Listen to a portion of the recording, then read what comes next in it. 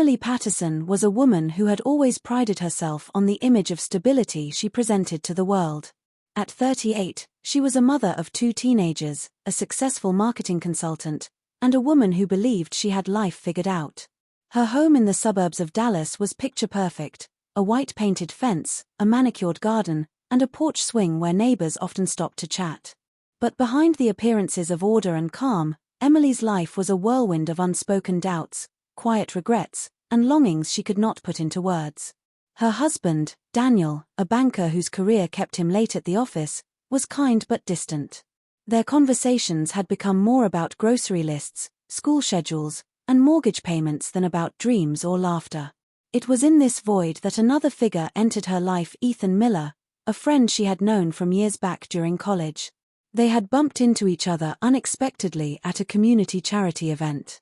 Ethan was a writer, older by a few years, with a relaxed charm that stood in contrast to Daniel's rigid seriousness. His words carried warmth, and his eyes held a depth that made Emily feel noticed in a way she hadn't felt in years. At first, their interactions were innocent. Coffee after meetings, texts exchanged about work, light-hearted jokes about the old college days. Yet, slowly, the rhythm of their connection began to echo louder than Emily had anticipated. When she spoke, Ethan listened, not just with his ears but with his whole attention. He remembered small details: her favorite tea, her love for old classic movies, the way she laughed at her own clumsy mistakes. Emily would sometimes catch herself waiting for his messages more eagerly than she admitted. It wasn't just about Ethan, it was about rediscovering a piece of herself that she thought had been buried under years of responsibility. One rainy evening, as thunder rolled across the Texas sky, Emily sat by her window reflecting on her life. Her children were at a sleepover, and Daniel had texted her he would be working late again. She felt an emptiness that words could not describe. Her phone buzzed. Ethan had sent her a message asking if she was okay. She hesitated, then typed back that she felt lonely. Ethan replied that he was nearby and could stop over with some hot chocolate and a movie. Emily's heart raced. She knew the responsible answer was to decline, but she found herself saying yes. When Ethan arrived, carrying a thermos and a smile, Emily felt a rush of comfort. They sat in her living room, listening to the rain, sipping hot chocolate, and talking for hours. The house felt less empty, less silent. Emily found herself opening up about her fears, her frustrations, her feeling of invisibility. Ethan listened quietly, and then gently told her that she deserved to feel alive and appreciated. The moment was tender, not reckless or inappropriate, but deeply emotional. Emily realized she was at a crossroads. She could either let this connection spiral into something destructive, or she could confront the truth of her marriage.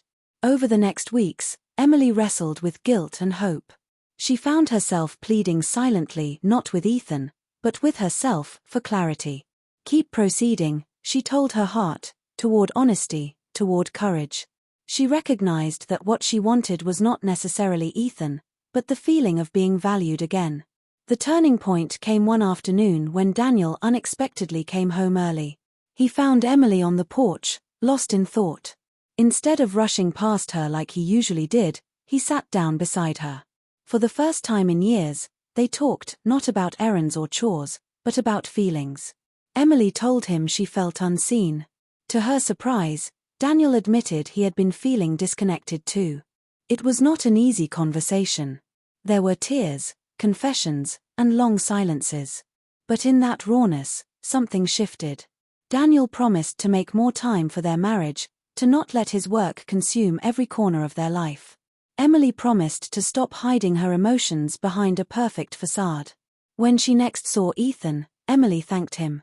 She explained that while their connection had meant a lot, it had awakened her to something even more important: the need to rebuild her own marriage.